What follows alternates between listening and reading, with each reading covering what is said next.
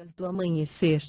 Por Feijão, Centro Espírita Allan Kardec de Balneário Gaivota. Balneário Gaivota, 18 de abril de 2024.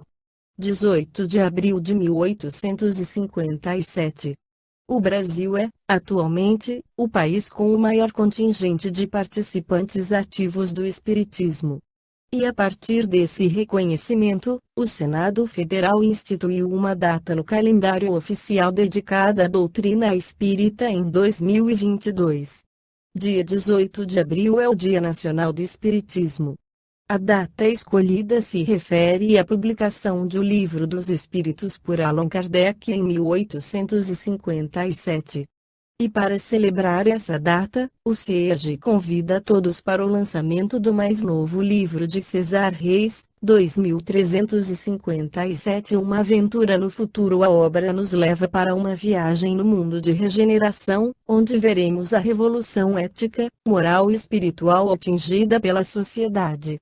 Na introdução do Livro dos Espíritos, Allan Kardec esclarece que para se designarem coisas novas são precisos termos novos. Assim exige a clareza da linguagem, para evitar a confusão inerente à variedade de sentidos das mesmas palavras. Os vocábulos espiritual, espiritualista, espiritualismo têm acepção bem definida. Dar-lhes outra, para aplicá-los à doutrina dos espíritos, seria multiplicar as causas, já muito numerosas, de anfibologia. Com efeito, o espiritualismo é o oposto do materialismo. Quem quer que acredite haver em si alguma coisa mais do que matéria, é espiritualista. Não se segue daí, porém, que creia na existência dos espíritos ou em suas comunicações com o mundo visível. Em vez das palavras espiritual, espiritualismo, empregamos, para indicar a crença que vimos de referir-nos, os termos espírita e espiritismo, cuja forma lembra a origem e o sentido radical e que, por isso mesmo, apresentam a vantagem de ser perfeitamente inteligíveis, deixando ao vocábulo espiritualismo a acepção que lhe é própria. Diremos, pois, que a doutrina espírita ou o espiritismo tem por princípio as relações do mundo material com os espíritos ou seres do mundo invisível. Os adeptos do espiritismo serão os espíritas, ou, se quiserem, os espiritistas. Como especialidade, o Livro dos Espíritos contém a doutrina espírita, como generalidade, prende-se à doutrina espiritualista, uma de cujas fases apresenta. Essa razão porque traz no cabeçalho do seu título as palavras, filosofia espiritualista. Herculano Pires, no lançamento da tradução da primeira edição do Livro dos Espíritos com 501 perguntas e respostas, comenta o papel de Allan Kardec na codificação espírita. Por sua natureza, a revelação espírita tem duplo caráter, participa ao mesmo tempo da revelação divina e da revelação científica. Participa da primeira, porque foi providencial seu aparecimento e não resultado da iniciativa, nem de um desejo premeditado do homem, porque os pontos fundamentais da doutrina provêm do ensino que deram os espíritos encarregados por Deus de esclarecer os homens sobre coisas que estes ignoravam, que não podiam aprender por si mesmos e que lhes importa conhecer, já que hoje estão aptos a compreendê-las.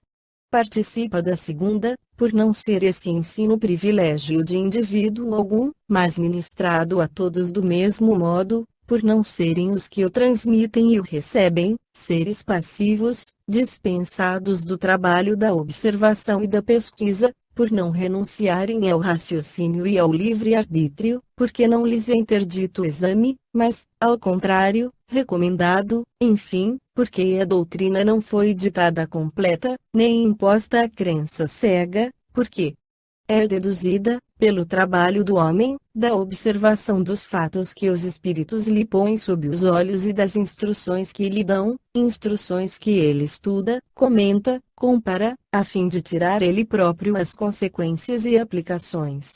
Em suma, o que caracteriza a revelação espírita é o fato de ser divina sua origem e da iniciativa dos espíritos, sendo sua elaboração fruto do trabalho do homem. Como meio de elaboração, o Espiritismo procede exatamente da mesma maneira que as ciências positivas, isto é, aplicando o método experimental. Quando fatos novos se apresentam, que não podem ser explicados pelas leis conhecidas, ele os observa, compara, analisa e, remontando dos efeitos às causas, chega à lei que os preside, depois, lhe deduz as consequências e busca as aplicações úteis. Não estabeleceu nenhuma teoria preconcebida, assim, não estabeleceu como hipótese a existência dos espíritos, nem do perispírito, nem a reencarnação, nem qualquer dos princípios da doutrina. Concluiu pela existência dos espíritos quando essa existência resultou evidente da observação dos fatos, procedendo de igual maneira quanto aos outros princípios. Não foram os fatos que vieram depois confirmar a teoria é que veio subsequentemente explicar e resumir os fatos. É, pois, rigorosamente exato dizer-se que o Espiritismo é uma ciência de observação e não produto da imaginação. O Espiritismo e a ciência se completam reciprocamente. A ciência, sem o Espiritismo, se acha na impossibilidade de explicar certos fenômenos só pelas leis da matéria. Ao Espiritismo, sem a ciência, faltaria um apoio e comprovação. O estudo das leis da matéria tinha que preceder o da espiritualidade, porque a matéria é que primeiro fere os sentidos. Se o Espiritismo tivesse vindo antes das descobertas científicas, teria malogrado, como tudo, que surge antes do tempo.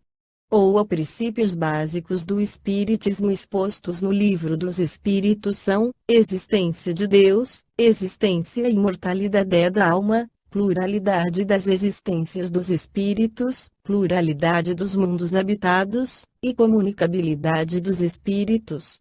Esta foi a crônica do amanhecer de 18 de abril de 2024. Por Alfredo Feijão Lopes.